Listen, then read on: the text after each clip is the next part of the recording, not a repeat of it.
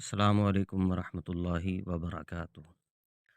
یہ ہم نے مرزا انجینئر کے چینل سے جنگ صفین میں تحکیم کے عنوان سے ویڈیو نکالی ہوئی ہے۔ ویسے تو مرزا اکثر یہ کہتا ہے کہ میں صرف 3 صحابہ کے خلاف ہوں اور ان کے خلاف بھی زبان کھولتا ہوں، لیکن ادب جو ہے ان کا ضرور کرتا ہوں۔ آئیے ہم دکھاتے ہیں آپ کو کہ یہ کیسا ادب کرتا ہے۔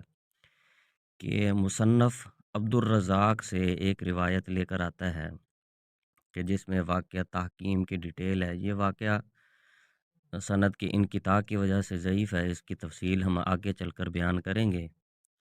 یہاں پر ہم صرف یہ بتانا چاہتے ہیں کہ یہ عمر بن عاص رضی اللہ تعالی عنہ کو نعوذ باللہ اپنے الفاظ میں کیا کہتا ہے اور کیسے جملے کستا ہے ان پر، اور کہتا ہے کہ عمر و ایار کی کہانیاں بھی ان پر لکھی گئی ہیں۔ آئیے ان کے جملے سماعت فرمائیے۔ تحکیم کے اوپر یہ جو جنگ بندی ہوئی اور اس میں پھر وہ 2 بندے نامنیٹ ہوئے۔ ادھر سے ابن عباس نے جانا تھا مولا علی کی طرف سے، انہوں نے کہا ہم ابن عباس کو نہیں مانیں گے، یہ حضرت علی کا رشتہ دار ہے۔ صرف ابو موسیٰ اشعری کو، یعنی دھکے سے ایسا بندہ چوز کیا جو اتنے اچھے طریقے سے ڈیبیٹ نہیں کر سکتا تھا، اور ادھر سے آئے جناب اتنی پرسنالٹی کہ ان کے نام کے اوپر آج تک عمر و یار کی کہانیاں پڑھائی جاتی ہیں، یعنی ان کی نسبت کی وجہ سے۔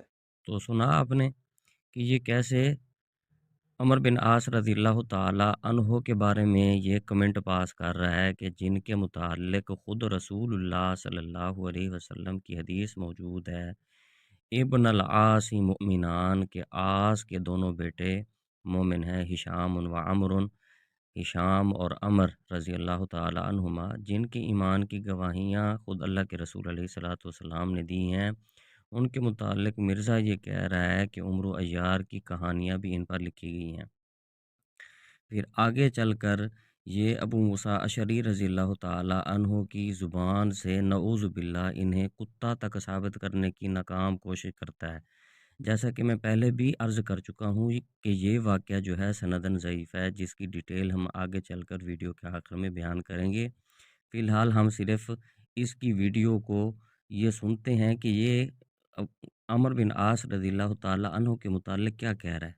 تحکیم کے مسئلے پہ آئے، وہاں سے جناب ابو موسیٰ اشعری کو انہوں نے کہا مانیں گے، ادھر سے عمر بن عاص گئے اور جی معزول کر دیں جی، اور عمر بن عاص نے کہا کہ سب سے پہلے ابو موسیٰ اشعری سے کہا کہ تم کھڑے ہو کے اناؤنسمنٹ کرو کہ میں علی کو معزول کرتا ہوں اور معاویہ کو بھی معزول کرتا ہوں، پھر میں کھڑے ہو کے اناؤنسمنٹ کروں گا کہ میں معاویہ کو معزول کرتا ہوں اور علی کو بھی کرتا ہوں، کوئی اور بندہ چنیں گے۔ لیکن رزلٹ کیا نکلا؟ ابو موسیٰ اشعری جو ہیں وہ تو ممبر پہ چڑھ کے انہوں نے یہ بات کر دی، ہمارے نزدیک تو بالکل غلط فیصلہ تھا۔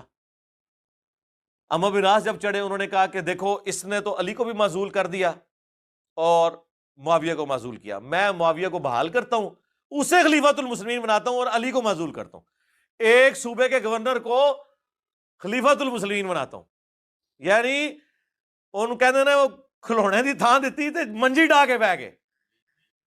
دیکھا آپ نے اس کا یہ گستاخانہ رویہ کہ کیسے عمر بن عاص رضی اللہ تعالی عنہ کے متعلق اور معاویہ رضی اللہ تعالی عنہ کے متعلق یہ کس طرح کے جملے کس رہا ہے۔ ابھی آگے چلیے، آگے سنیے کیا کہتا ہے یہ۔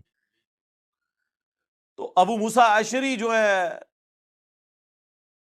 انہوں نے، ان کو پھر غصہ آیا کہ یہ تو کمرے کے اندر کیا کمٹمنٹ کر کے آیا تھا، تو انہوں نے کہا کہ تو جو ہے نا تیری مثال کتے کی مثال ہے اے عمر۔ اب دیکھیں کہ ابو موسیٰ اشعری رضی اللہ تعالی عنہ کی زبان مبارک سے کہ یہ نعوذ باللہ عمر بن عاص رضی اللہ تعالی عنہ کو کتا ثابت کرنا چاہتے ہیں۔ نعوذ باللہ، نعوذ باللہ۔ یہ انہوں نے کہا، میں نے نہیں کہا، تو انہوں نے کہا تیری مثال گدھے کی مثال ہے۔ اب دیکھیں کہ جہاں یہ عمر بن عاص رضی اللہ تعالی عنہ کو نعوذ باللہ کتا ثابت کروانا چاہتا ہے ابو موسیٰ اشعری رضی اللہ تعالی عنہ کی زبان سے، وہاں پر جلیل القدر صحابی ابو موسیٰ اشعری رضی اللہ تعالی عنہ کے بارے میں بھی یہ الفاظ بک رہا ہے کہ عمر بن عاص رضی اللہ تعالیٰ عنہ نے ان کو گدھا کہا ہے، نعوذ باللہ، حالانکہ ایسی کوئی بات ثابت نہیں۔ ابھی آگے چلیے، آگے چل کر دیکھیں یہ کیا کہتا ہے۔ ٹھیک ہے، خیر اسی کے اوپر وہ چپکلش ہوئی، معاملہ یہیں پہ ختم ہو گیا۔ پھر حضرت علی واپس چلے گئے، ابھی صفین پارٹ 2 ہونا تھا لیکن خوارج نے حضرت علی کو شہید کر دیا۔ اس کے بعد پھر ابو موسیٰ اشعری پوری زندگی حضرت علی کے سامنے نہیں کبھی آئے، شرمندگی کے مارے جو کچھ ایکٹیویٹی پرفارم ہوئی۔ اسی وجہ سے شیعہ جو ہیں ابو موسیٰ اشعری کو برا کہتے ہیں، تو وہ کوئی 100% پھینکنے والی بھی ان کی بات نہیں ہے، مس ہینڈلنگ تو ان سے ہوئی ہے۔ آپ نے سنا کہ عمر بن عاص رضی اللہ تعالیٰ عنہ کے متعلق یہ کہہ رہا ہے کہ شیعہ کا موقف ان کے بارے میں 100% پھینکنے والا بھی نہیں ہے، یعنی ان کے موقف کی یہ تائید کر رہا ہے۔ تو ہم تو پہلے سے کہتے چلے آ رہے ہیں کہ اس کے سارے موقف جو ہیں، ساری کی ساری تاریں اس کی جا کر روافظ کے ساتھ جڑتی ہیں، اس کے سارے تانے بانے جا کر روافظ کے ساتھ ملتے ہیں۔ تو اب بھی اگر اس کے رافضی ہونے میں کسی کو شک ہے تو وہ اپنی غلط فہمی دور کر لے۔ مرزا صاحب اپنے پمفلیٹ میں بھی یہ بات لکھ چکے ہیں کہ جو لوگ حق کو چھپاتے ہیں، اللہ رب العزت نے قرآن مجید میں ایسے بندوں پر لعنت کی ہے۔ لیکن آپ دیکھیں، اپنی آنکھوں سے مشاہدہ کریں کہ مرزا صاحب خود کتنا بڑا بڑا فراڈ کر جاتے ہیں اور صحابی رسول پر تان کرنے سے بھی باز نہیں آتے۔ یہاں دیکھیں، یہاں پر ابن شہاب زہری رحمۃ اللہ علیہ وہ ڈائریکٹ یہ واقعہ جو ہے، یہ بے سند واقعہ وہ بیان کر رہے ہیں۔ جب ہم اس کی ڈیٹیل میں جاتے ہیں تو ہمیں پتہ چلتا ہے کہ امام زہری رحمۃ اللہ علیہ ان کے متعلق محدثین کا فیصلہ یہ ہے کہ وہ کب پیدا ہوئے۔ بعض محدثین کے نزدیک وہ 50 ہجری میں پیدا ہوئے، بعض کے نزدیک 51 ہجری، بعض کے نزدیک 58 ہجری۔